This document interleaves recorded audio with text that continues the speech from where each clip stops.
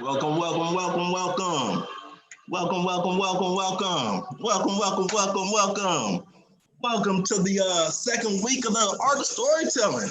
Man, I did a recap on Friday for y'all. Go ahead and hit your cameras for me, please. Friday was crazy, but this week is gonna be even crazier. Our first guest, many people do not know this. Many people do not know this. But if it was not for our guests, Project VOYCE to this day would not be standing. She put that organization on her shoulders and she carried it so that to the point that right now it is still up and standing. A lot of people do not know that. But, there's a story behind all that before we get to that. So I'm going to go ahead and step back and I'm going to let Thelma, a lot of people don't know that too, that I call her Thelma. You know what I mean? There's a story behind that too. You know what I mean? I'm going to let Shelby go ahead and take off. Go ahead, Thelma. You got it.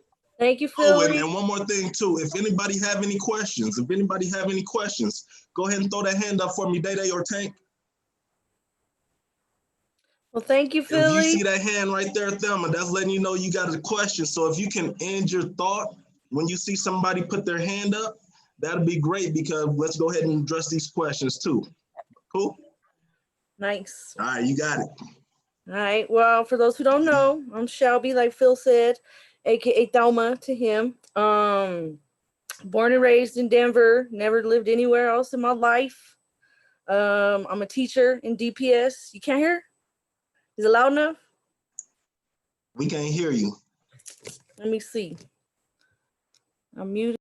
I'm muted. How about now? How about now? Still no go. No go? Let me see. It says it's not muted. Still no go. How about now? It says it's not muted. You want to sign out and sign back in? All right, let me try real quick. My bad. Okay. Well, while she's waiting, you know what I mean? Just to give everybody who's still here a little insight on it, the art of storytelling, that's our opportunity where we're going to the members in our community to get their stories, the choices that they made that eventually made them. And it's very important that we take heed and listen just because of the fact that that's one way that we learn, from others' mistakes and others' failures. Others' failures and other successes. That's how we learn best. Same on the chessboard. How you doing, Thelma? How about now? Does it work? No? Still no. No, it was just Still working. No. Y'all can hear? Y'all can hear? Okay, yeah? Well, let me go ahead. Y'all do y'all's thing. I'm going to go ahead and see. Oh, it's good. You good. You hear me now? Yeah, you good. Okay. Yeah, you All good. right. Well, thank you. Sorry about that. So yeah, thank you for the intro, Phil. That was kind. For those who don't know, like you said, my name's Shelby. I'm a Denver native, been here all my life, never lived anywhere else. I don't see myself going anywhere else either, honestly. I'm a teacher in DPS now. I've been teaching in Denver Public Schools for 2 years at a Contemporary Learning Academy. Some of you might know it, also known as CLA. It was the first alternative school in DPS that started in like 1980s. And I was actually a student there myself, so kind of brought it full circle. That was my goal, to go back and, really help serve the students that are much like I was at one point. And yeah, I'm a single mother. I have my child. There he is. I'm gonna say hi. Meow. He's joining me. I had my son when I was 17 years old. Got pregnant when I was 16. But that's also, there's another story kind of that leads into that. But just like, I don't know, just start from the beginning, Phil, with why I chose the topic I chose, basically. Please. Yes, please. So I said, basically don't let what they feel and say about you, what they do to you, make you, for a few reasons. One, when I was younger, some of my first memories growing up with my parents were really mostly unhealthy memories. I experienced a lot of abuse before the age of even 5. I experienced physical abuse, emotional, verbal abuse, sexual abuse, a lot of things that I didn't really even start to understand and heal from until way later in life. And grew up in, situations where I was around alcoholism, I was around addicts, and that was kind of the norm for me, being around um I don't know, just pain, suffering. That kind of was something I was used to.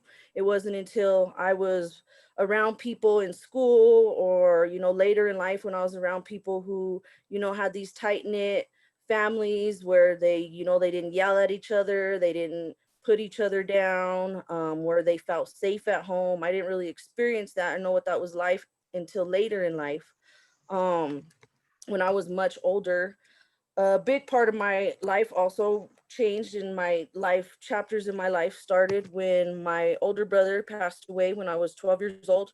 He died the day after my 12th birthday, due to his involved. He was drinking, also doing drugs. He was only 17 at the time, got in a car accident. And then, that not only tore me apart, but it tore my mom apart. It tore anybody in my family who I would have known at that time apart. Nobody was really there for us. My mom got really heavy into drugs and her addiction, and kind of lost sight of the fact that she still had a child there to take care of. So, at the age of 12, I really had to start fending for myself, whether it was eating, whether it was finding money, whether it was, getting my needs met. My first job, I was like 13, 14 years old, making money, to get myself a phone, to put clothes on my own back, because I couldn't count on nobody to do it for me. And I had a lot of people, I was very angry. So I got in a lot of trouble in school.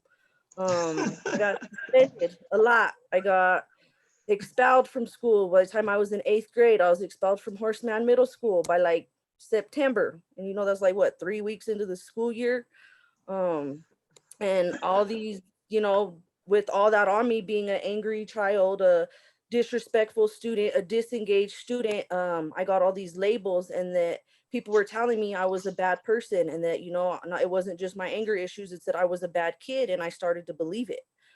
So I started to act in the way that they told me I was. You tell me I'm a bad person, I'm gonna show you a bad person. So I hated my teachers for that reason, mostly up through elementary and middle school. I never really connected with any teachers, actually. No educators were on my list of people I respected because of how they treated me. Even though I was at home hurting, I was suffering, I needed somebody to reach out and tell me it wasn't my fault. And nobody did that. And so I was very angry, and I took it out on my teachers, my peers, whatever. And that's what eventually led me to being expelled from Horseman Middle School in 8th grade. And I was sent to Prep Center, which was the first alternative school I ever had the chance of going to. And that place, honestly, I'd say was one of the first things, the moments in my life that changed my life forever. Because for the first time, this is 8th grade, I had educators who looked at me like I was a human being and not like I was a problem child. Like, they treated me with respect. They didn't just assume I was going to come into their school and wreak havoc. A few educators in particular, my mentor to this day, Michelle Montoya, was my teacher at the time, and Gary Losh, who still is like a dad to me. Both influenced me and showed me that there are people out there who can care about you and show you what safety is like, and influence you to do better. And that's exactly what they did through their relationships with me. They showed me that school would really be my only way out of my suffering, and the circumstances that I was living in and the trouble I was getting into would only continue to go deeper and deeper if I wasn't willing to change some of the things that I was doing and the behaviors that I was displaying. A lot with my anger, but mostly just, I didn't care. I didn't care about people at school. I didn't care about school. I didn't care about anything. When I go home, I was suffering. I lost my brother. I was, grieving. I didn't know what that was like. I didn't have role models in my life who I trusted and could look up to. So they really became like my safe haven for me. And at 15 years old, they're the ones who like inspired me to become a teacher myself. Because if it wasn't for them, I definitely would not have made it to where I am now at all. So yeah, with that, I uh, started to view school as a place to So, change. so during this whole time, where was your dad at? What was your relationship like with your dad? So at the time, my dad actually, he has been in my life all my life, but I lived with my mom. So I went to see him on the weekends, if that. But he was a heavy alcoholic, so he drank very heavily, and it caused a lot of problems between us, between me and my mom, between him and my mom. So for that, the first, I'd say half of my life, that was a lot of my memories with him was just really him and his alcoholism. But now I could say that after my son was born, he quit drinking on my son's first birthday, around my son's first birthday, and he hasn't drank since. That's dope. So he has since then, become a male figure in my life who I can trust and look up to more than anybody in a way that I couldn't at first in my life early on. So my mom was originally, the one I was with more, but I was experiencing kind of abuse on both ends. So, where he now to this day is the person I can feel like I can support or who can support me and vice versa. My mom, unfortunately, is still kind of succumbing to some of her addictions and some of her health issues. So not so fortunate, but my dad has definitely changed completely from the man he was. And honestly, he said a lot of that is because of my son. Um, when I got pregnant, they wanted me to have an abortion, and I was going to have an abortion. I had that appointment scheduled, and it wasn't until the day of that appointment that I told him I wasn't going to do it and that I couldn't do it.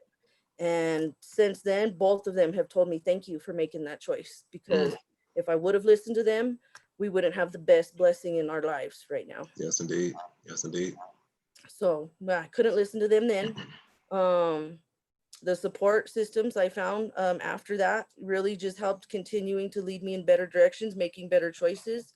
And I had to also stop being around certain people. Like you have to really choose, who you want to surround yourself with. And, I had to make the choice. I no longer want to be around people who are, gang banging, selling drugs, doing drugs. I got into drugs heavy a lot when I was younger as well, before I had Levi. And that led to, some people I know, right, who are no longer with us, people who I did drugs with, unfortunately, I could say they lost their battles to that. And it's really sad now to look back on and to know that I was able to come out of that, but not everybody was. But I think a key of that was having some of the people and positive people I was fortunate to find in my life that, weren't my family. They weren't my intended support system, but they became the people who I could go to.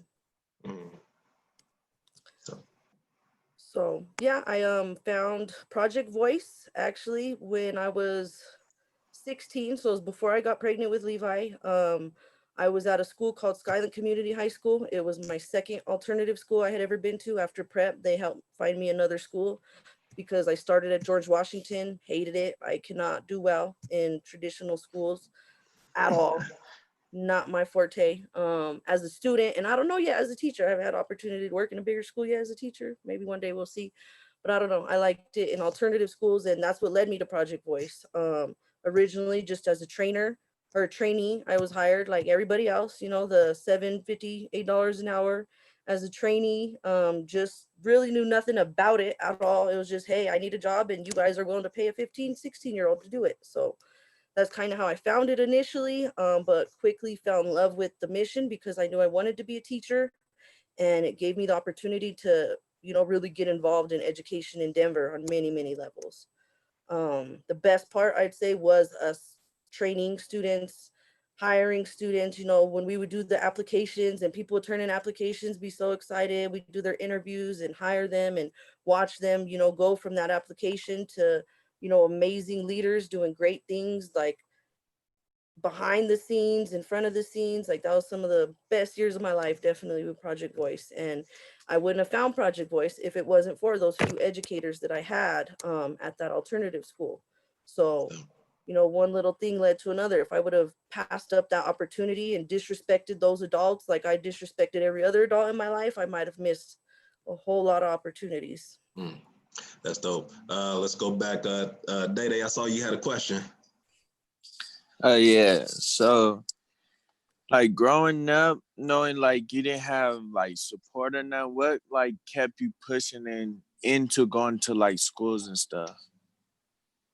I'd say initially the first thing would be I'm a Taurus. I'm stubborn as heck. So when I make my mind up about something, like that's what it is. And I decided I wanted to do better. And like just that thought in my mind, knowing that I had a goal to get myself out of the situation I was in, and reminding myself every day that if I keep pushing and keep showing up to that school every day, that that's what's going to happen. That was my reminder. And the quote my teacher always used to tell me, I actually got it tatted right here on my arm, was "Be the change you wish to see." And I actually never even heard that quote before. So when she told me that, it really like hit home. Like, if you really want to change, you got to do it for yourself. And nobody was going to do it for me. If it was all right with my mom, if I stayed home from school every day, she didn't care. You know, I'd get suspended. She wouldn't even come get me. They'd have to just end up finally letting me go.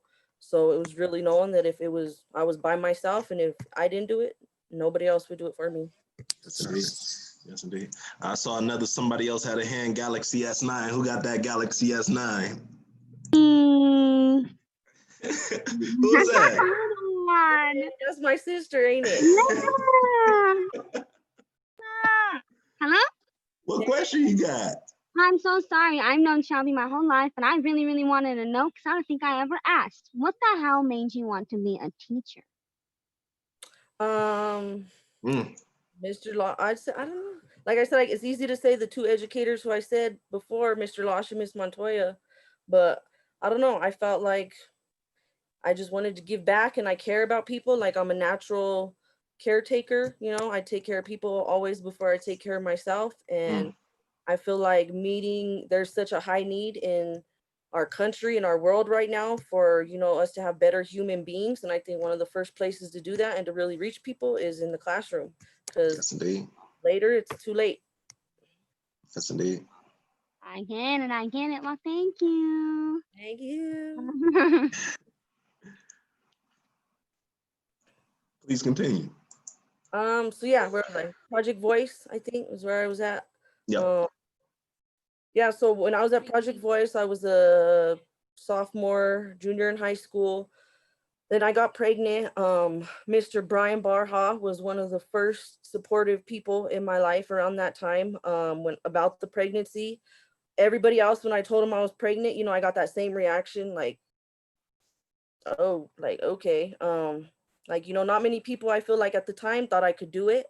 When I was a student actually at CLA, one of the counselors there told me it might be easier to drop out, because, you know, even though I was a junior in high school, only had a year left, it'd probably be easier for me to drop out being a parent and just get my GED. And this is a teacher. That was a counselor. Yeah, counselor. Thankfully, she ain't there anymore. And so that was another example of, you know, people telling me what I should be and what I should do, when I knew that that's not what I wanted, and that's not at all the potential that I could reach. So I had Levi, like I said, when I was 17, and, you know, everything changed, of course, being a single mom. Me and his father were together up until he was about 3 months old, and then that didn't work out. So we have been separated since my son was born, and I graduated from Justice High School 8 months later at the top of my class. I was the first graduating class at Justice High School. Top of the class. Woo, woo. Woo-hoo. Yeah, there was only 11 of us, but it still counts.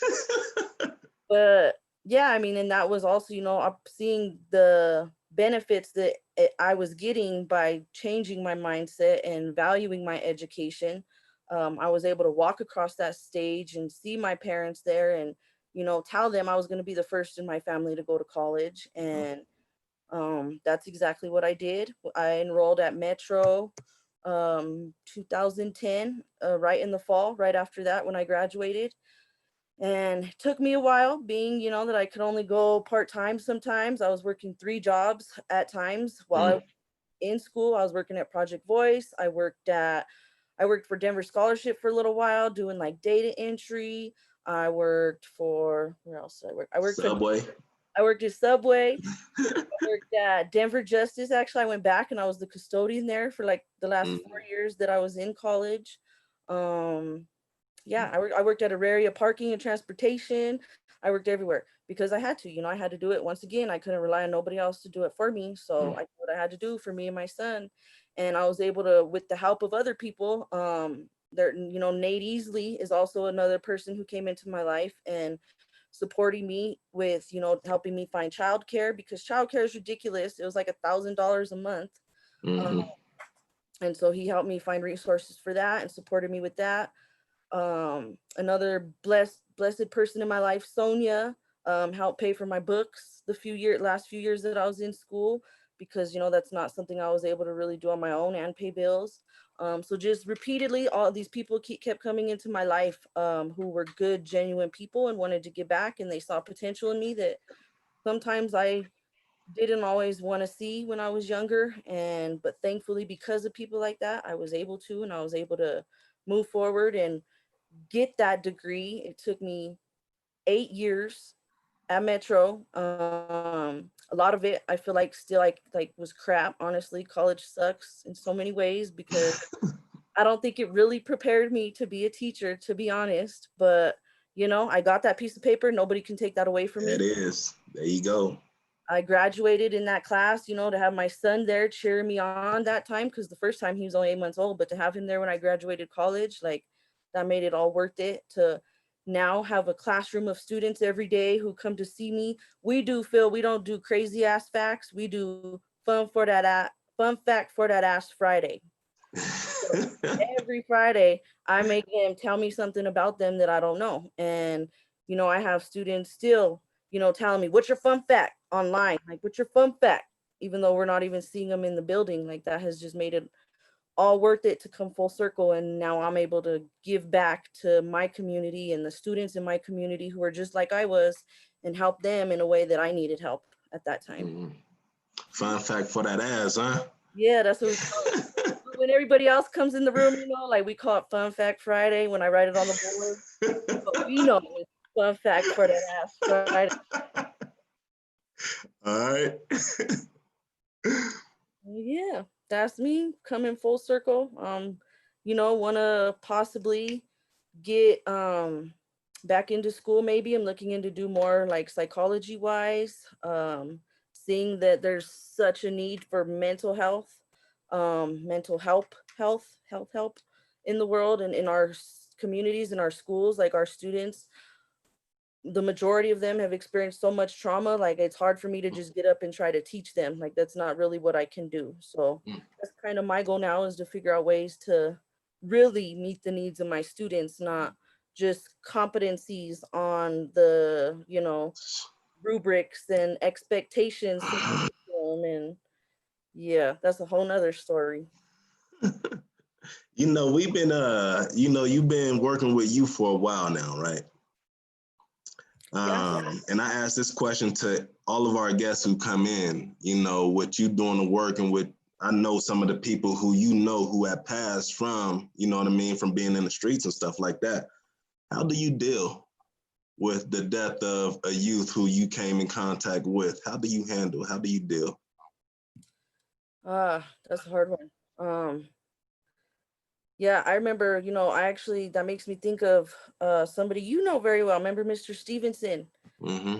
I remember he was my teacher at prep, and when I was his first student, when I was first in his classroom, he told us about how many of his students' funerals that he had been to. And by the time I met him, it had been well over like 40 different funerals that he had been to. And so I kind of already knew, obviously, that that was going to happen. And then the day that it really did, and the first person, you know, who I like even recently this last year, Destiny, Roderick, you know, like to see these lives gone, it does take a toll on me, because I'm such a, like I said, I'm such a caretaking person. I really have to like focus on my own self-care, because I take it all in. I feel everything, and like it really, really breaks me when I initially hear things like that. And it also kind of puts that plug on to remind me why I'm doing it. It's easy for me to like beat myself up sometimes, be like, maybe I could have did more, you know, maybe if I would have reached out, or maybe if I were in their life more. Um, and that's hard sometimes to get through. So that's why I think, you know, self-care is huge. That's something I did not at all know about growing up. But over the years, I've had to learn about ways that I need to take care of myself, and that it's okay to be selfish when you're speaking of your own mental health and your own well-being. You know, it's okay to sometimes put yourself first and remember, you know, you got to take care of you before you can ever try to take care of anybody else. Because I'm not at my best, there's no way I can go out and help my students, lead them down a good direction. Yes, indeed. So it's been hard. Hopefully I don't, I don't ever have to say the same thing Mr. Stevenson said. I don't ever want to have to say I've gone to that many funerals ever. So hopefully the things we do daily are making an impact and preventing that. Mm. As a parent, I know a lot of folks who were teen parents who, dropped out. As a parent, do you ever feel discouraged as a parent? Do you ever feel like you're failing? Do you ever feel like your son deserves more? Do you ever feel like you should be in another space? How do you deal with that? I mean, I think as a parent, we all face those moments sometimes. Yeah. It's inevitable, like, it's gonna happen. I think if you really, are putting your child first, you should be thinking you're not doing it right, because there is always something that you can do for them more. But no, I have said me and my son have such a good relationship. He tells me regularly and I tell him regularly, like, he's so thankful for me and I'm so thankful for him. Like, we That's have dope. that bond. We have that relationship to where, he's my best friend and I'm his best friend. I built a relationship with him that I didn't have with my parents when when I was his age. And I think that has really helped me. And he reminds me sometimes, that you're doing fine, like, chill out. Like, when I get stressed or feel like, last year was really hard for both of us. I think last year was the hardest thing I've ever had to do as a parent, when I had to tell my son that his dad died. And Mm, when I had to watch him bury his dad. And of course, mm, throughout the year, I felt many times like I wasn't doing it good. Like, I wasn't being, as strong for him as I could be. Like, he was sometimes being more strong for me and, mm, supporting us more. But, that's just the reality of being a parent. And I think the biggest thing is that I do acknowledge to him when I'm wrong. I tell him, like, I'm sorry, I apologize to him, and I'm willing to admit when I make mistakes. And that sets an example for him, because then he does the same. If we get into an argument and he gets loud and he has to separate himself, he will be one of the first ones to come back and say, I'm sorry, I didn't mm, mean to say that to you. I shouldn't have said that. Or, I didn't mean to not listen to you. So I think, it's just consistency is key, for real, is making sure to do that every day, because yeah, I've definitely felt that way. And I mm. probably feel that way again soon, especially being locked in this house all day with him and, not having many outlets to go to. But it makes it worth it when he can sit there and tell me, he loves me and I'm the Mm, best mom ever and I'm his best friend. So mm. That's dope. That's dope. it's been fun. That's dope. What do you want him to be when he get older versus what does he want to be? I want him to be happy. Mm, I don't care what he wants to do. He actually, believe it or not, since the time he was about 3 or 4, has said he wants to be a teacher, mm. a math teacher, because he loves math. So, if he keeps that goal, that would brighten, my life even more, to know that he's taken after his mama and, wants to give back and wants to help teach the next generation. But I don't care if he wants to be a teacher or not. I don't care, honestly, if he wants to go to college. I just care that he finds something that he's passionate about and that he loves, so that he doesn't have to work a day in his life. Mm. This question, Shalane, that's you, right? That's Shalane, right? Galaxy S9. Yeah. All right, Shalane, this question is for you in regards to Thelma. In 2000, I met her in 2010. All right. Think about where she was in 2010 and think about where she is right now. What's different? Oh God, a lot. Can you hear me? Can anybody hear Yeah, me? yeah, I get Okay, you. cool. Sorry, I'm at work. But it's a lot. I mean, I've known Shelby my whole entire life. So between 2000, when 2010 hit, that I can say as her friend, that was probably the most I've ever seen her broken. Mm, She really didn't know how to like deal with how do I say, like, problems, or, you know basically she reacted. something happened, she reacted the best way she can. Mm. Between then and now, this is a completely different Shelby. I'm so proud of how far she's came. She's not as hot-headed anymore. She definitely does what she can to listen and, you know, to understand. Because I mean, for me, I mean, her best friend or, you know, her friend, I'm very sensitive. So me and her have completely different personalities. So when, you know, when she knows, when she comes to me, she can't, you know, just jump down my throat without me like bursting into tears.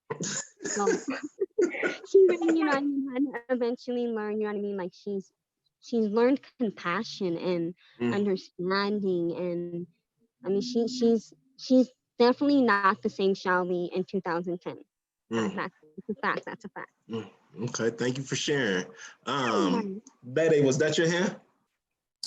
Yeah. What you got? So like, what like helped you like when you get angry and stuff? What calms you down? What am I looking for? Yeah, like what helps you like calm down when nobody's around and stuff?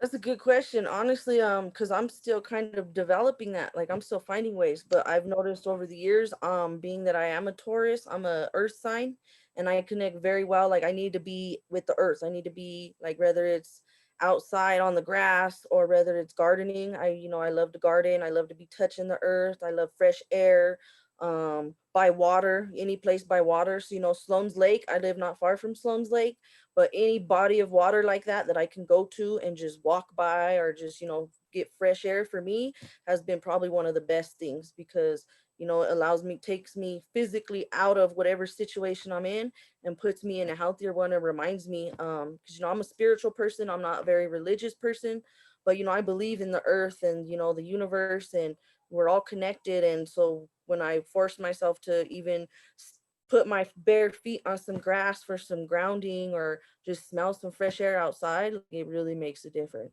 And I need it. Like I have found I need that in my life to refresh myself and to rejuvenate myself, or else if I go too long without, some outdoor time or, fresh air, that I do get too like hot-headed and I just get cranky.